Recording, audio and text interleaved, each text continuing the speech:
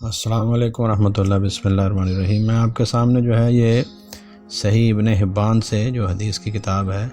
اس سے پورا ایک باب جو ہے اس کی چند احادیث مبارکہ پڑھ دیتا ہوں تاکہ آپ کو اندازہ ہو جائے کہ یہ اس باب کے اندر جو ہے وہ کون کون سی احادیث مبارکہ جو ہے وہ بیان کی گئی ہیں۔ یعنی اس کے اوپر پورا باب امام صاحب نے قائم کیا ہے، باب الافطاری و تعجیل ہی، یعنی افطار جو ہے اس کا بیان اور اس کا جلدی کرنا۔ یہ پہلی حدیث جو ہے یہ حدیث نمبر 3502 ہے۔ حضرت سہل بن سعد سعدی رضی اللہ تعالیٰ عنہ سے کہ نبی علیہ السلام نے فرمایا لا یزال الناس بخیر ما عجل الفطرہ، اس وقت تک لوگ خیر پہ رہیں گے جب تک وہ افطاری جلدی کریں گے۔ یہ پھر اس کے بعد وہ آگے حدیث نمبر 3503 جو ہے، اور اس جو پہلی حدیث ہے اس کی اسناد جو ہیں وہ صحیح ہے علی شرط شیخین، یعنی صحیح بخاری اور مسلم کی شرط پر صحیح ہیں،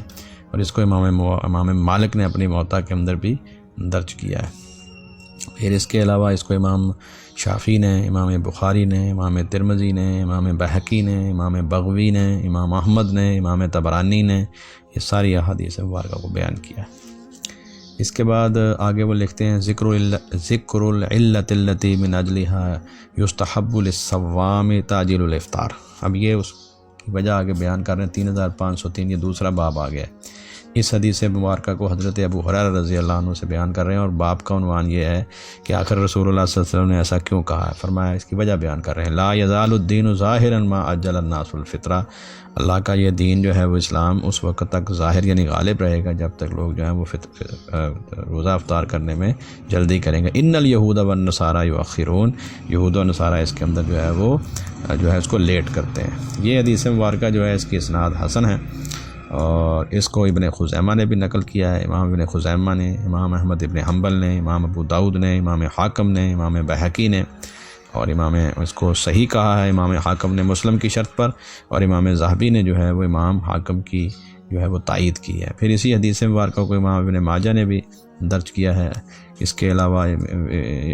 مصنف ابن ابی شیبہ کے اندر اس کو نقل کیا۔ تو یہ حدیث مبارکہ دوسری۔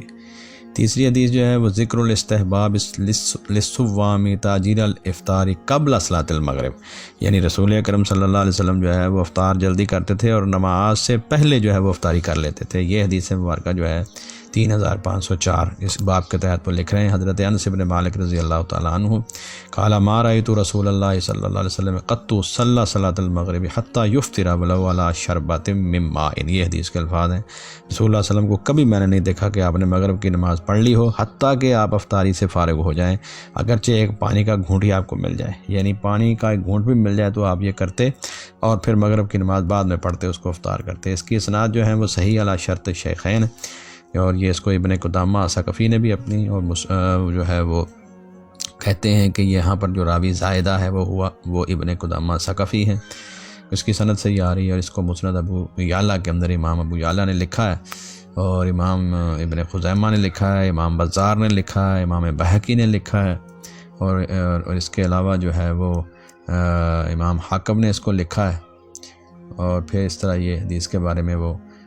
کہہ رہے ہیں کہ امام حیثمی نے فی المجمع اس کو بیان کیا ہے، اور کہا ہے کہ ابو یعلا، بزار اور طبرانی کی جو روایت فی الاوسط ہمیں آ رہی ہے، ورجال ابو یعلا رجال صحیح، تو اس کے رجال جو ہے وہ صحیح ہیں۔ یہاں پر یہ بات آ گئی ہے، اب آگے بڑھتے ہیں۔ یعنی میں اس لیے کہہ رہا ہوں کہ یہ عام طور پر چونکہ لوگوں کے سامنے مکمل احادیث کا خلاصہ نہیں ہوتا تو وہ پھر جو ہے وہ ایک حدیث مبارکہ کا کوئی مطلب پکڑ کے جو ہے وہ اس کو شروع ہو جاتے ہیں۔ اسی طرح پھر آگے ہے ذکر ما یستحب للمرء لضروب التعجیل للافطار ولو قبل صلاۃ المغرب، یہ باب انہوں نے اگلا قائم کیا، اسی میں بھی یہی ہے۔ حضرت انس رضی اللہ عنہ کی روایت کہ ما رأیت النبی صلی اللہ علیہ وسلم قط صلی المغرب حتی یفطر ولو علی شربۃ من ماء، یہ 3505 ہے۔ پھر اس کے بعد یہ 3505 کی بھی میں نے اس کی بھی اسناد جو ہیں وہ گزر چکی ہیں، یہ پہلے ہی وہی روایت ہے، یہ دوبارہ آ رہی ہے۔ ذکر اثبات الخیر بالناس ما داموا یعجلون الفطرہ، رسول اللہ صلی اللہ علیہ وسلم یہ باب انہوں نے قائم کیا ہے کہ لوگ جو ہیں وہ خیر پہ رہیں گے جب تک جو افطاری میں جلدی کریں گے۔ ان سہل بن سعد ان رسول اللہ صلی اللہ علیہ وسلم قال لا یزال الناس بخیر ما عجل الفطرہ، لوگ ہمیشہ خیر پہ رہیں گے جب تک وہ افطاری جو ہے اس کو جلدی کریں گے۔ اس کی اسناد حسن ہے، اور اس کو امام ابن ماجہ نے بھی نقل کیا ہے۔ اس کے بعد ذکر البیان بأن من احب العباد اللہ من قال عجل افطارا، اس بات کا بیان کہ اللہ کے بندے وہ محبوب بندے ہیں جو افطار میں جلدی کرتے ہیں۔ یہ حدیث نمبر 3000، پہلے جو 3506 تھی، اب 3507 ہے۔ اس حدیث مبارکہ کو بیان کرنے والے حضرت ابو ہریرہ رضی اللہ عنہ قال قال رسول اللہ صلی اللہ علیہ وسلم قال اللہ تعالی احب عبادی الیہ اعجلهم فطرا، اللہ تعالیٰ نے یہ بات کہی ہے کہ میرے نزدیک وہ بندے محبوب ہیں جن جو فطر کے اندر جو ہیں، یعنی روزہ افطار کرنے کے اندر جو ہے وہ جلدی کرتے ہیں۔ اس حدیث کو جو ہے وہ امام ترمذی نے بھی اب بیان کیا ہے اور کہا ہے کہ یہ حدیث حسن اور غریب ہے۔ امام احمد نے، امام بہقی نے، امام بغوی نے، تو یہ حسن درجے کی روایت ہے۔ اس کے بعد آگے جو ہے وہ پھر ایک باب انہوں نے قائم کیا ہے 3508 نمبر حدیث کے اوپر، ذکر ما یستحب للصائم التعجیل الافطار ضد قول من امر بتاخیرہ، یعنی اس میں اس بات کا بیان کیا گیا ہے کہ روزہ افطار کرنے والے کے لیے، روزہ دار کے لیے جو ہے افطار میں جلدی کرنی چاہیے، اور اس میں وہ آدمی جس نے یہ کہا ہے کہ تاخیر کرنی چاہیے اس کا رد اور اس کی ضد پائی جاتی ہے، یعنی یہ نہیں کرنا چاہیے، دیر نہیں کرنی چاہیے۔ یہ حدیث وہی ہے، اور اس حدیث کو بیان کیا ہے رسول اللہ صلی اللہ علیہ وسلم سے سیدنا ابو ہریرہ رضی اللہ عنہ نے قال الغنی جل وعلا، یعنی اللہ رب العزت جو ہے، جو کہ الغنی ہے، الجل وعلا، وہ فرماتے ہیں اللہ رب العزت نے کہا ہے احب عبادی الیہ اعجلهم فطرا، یعنی میرے نزدیک بہترین بندے وہ ہیں جو فطر میں جلدی کرتے ہیں۔ تو یہ حدیث مبارکہ بھی بالکل جو ہے واضح ہے، اس کی اسناد حسن ہے۔ پھر ہے آگے آتا ہے ذکر العلت التي من اجلها كان يحب تعجيل الافطار، یہ حدیث حضرت ابو ہریرہ رضی اللہ عنہ سے آ گئی ہے۔ قال رسول اللہ صلی اللہ علیہ وسلم لا يزال الدین ظاہرا ما عجل الناس الفطر، دین غالب رہے گا اس وقت تک اللہ کا جب تک لوگ جو ہے وہ فطر میں جو ہے وہ جلدی کریں گے۔ ان الیہود والنصارى یؤخرون، یہود و نصارہ جو ہیں وہ اس کو دیر کرتے ہیں۔ یہاں مراد یہ ہے کہ اگر آپ لوگ جو ہیں وہ افطاری کو تاخیر کرنا شروع کر دیں گے تو پھر آپ اس معاملے کے اندر دین میں چونکہ ان کی پیروی کریں گے تو اس لیے پھر دین غالب نہیں رہے گا، اور اگر آپ پیروی ان کی نہیں کریں گے، افطاری میں جلدی کریں گے، تو اس کا مطلب اللہ کا دین جو ہے وہ غالب رہے گا، یہ اس کا مطلب ہے۔ آگے ذکر الخبر المدحض قول من ابطل مراعات الاوقات لاداء الطاعات بالحیل والاسباب، یہ آگے باب انہوں نے قائم کیا ہے، اس کے اوپر جو ہے وہ حدیث مبارکہ لائے ہیں۔ یہ حدیث مبارکہ نمبر 3510 ہے، اور اس کی راوی ہیں حضرت سہل بن سعد سعدی رضی اللہ عنہ قال رسول اللہ صلی اللہ علیہ وسلم لا تزال امتی علی سنتی ما لم تنتظر بفطرها النجوم، فرمایا میری امت جو ہے وہ کیا اسے کہتے ہیں سنت کے اوپر رہے گی جب تک وہ افطار کے لیے جو ہے وہ ستاروں کا انتظار نہ کرے، یعنی اتنا انتظار کرے کہ تارے نکل آئیں، وہاں تک بیٹھے رہیں۔ تو فرمایا کہ میری امت جو ہے پھر سنت کو چھوڑ دے گی، اس وقت تک سنت پہ قائم رہے گی جب تک اس کا انتظار نہ کرے، یعنی جلدی افطار کر لے۔ قال وکان النبی صلی اللہ علیہ وسلم، آگے دیکھیے وضاحت آتی اذا کان صائما امر رجلا فاوفى على شيء فاذا قال غابت الشمس افطر، نبی پاک صلی اللہ علیہ وسلم نے جو ہے وہ ایک بندے کو باقاعدہ مقرر کیا تھا، جب وہ روزے سے ہوتے تو ایک بندے کو کہتے، تو وہ جب دیکھ کے بتا دیتا، میں نے یہ رات کو ہی آپ کو بتایا تھا کہ سورج غروب ہو گیا افطرا، تو نبی صلی اللہ علیہ وسلم اسی وقت افطار کر لیتے۔ یہ حدیث مبارکہ جو ہے اس کی اسناد صحیح ہے، اور اس کے اوپر بڑی لمبی بحث انہوں نے لکھی، صحیح ابن خزیمہ کے حوالے سے، امام حاکم کے حوالے سے، امام عبدالرزاق، امام احمد، ابن ابی شیبہ، دارمی کے حوالے سے، اور اس طرح یہ بہت لمبی چوڑی اس کے اوپر بحث موجود ہے کہ یہ اسناد اس کی صحیح ہے۔ پھر آگے کہتے ہیں ذکر الاباحۃ للمرء التکلف لافطارہ اذا کان صائما، یہ دیکھیں یہ امام صاحب جو ہیں، امام ابن حبان اللہ تعالیٰ ان کو جزائے خیر عطا فرمائے،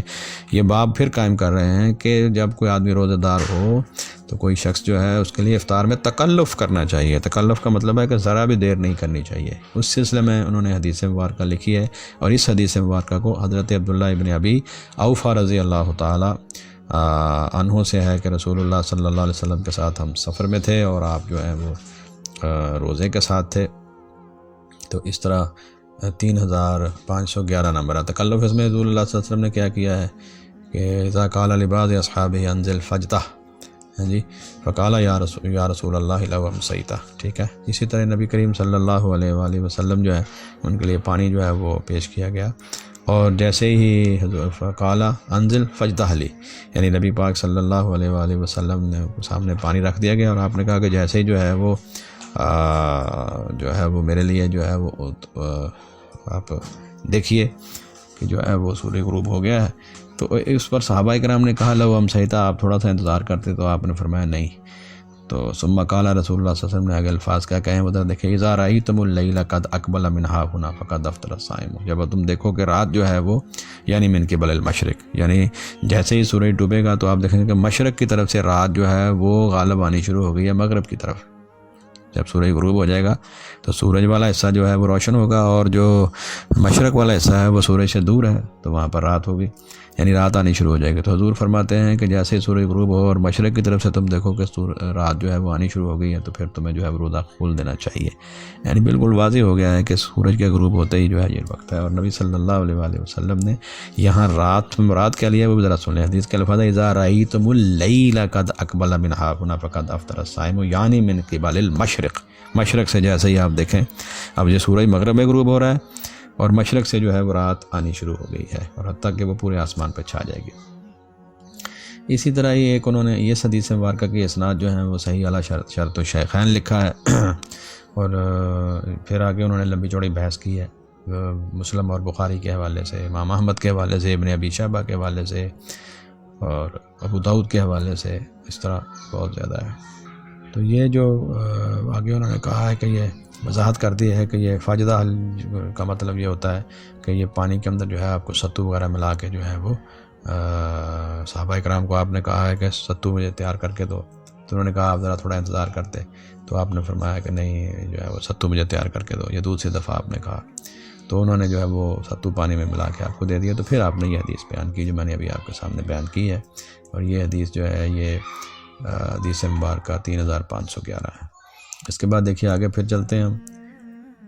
ذکر الوقت الذی یحل فیہ الافطار للصوام، روزہ داروں کے لیے جو ہے وہ کون سا وقت ہے جس میں افطاری حلال ہو جاتی ہے، اس کے لیے روزہ کھولنا۔ عبداللہ ابن ابی اوفا کی روایت 3512، یقول کنا مع النبی صلی اللہ علیہ وسلم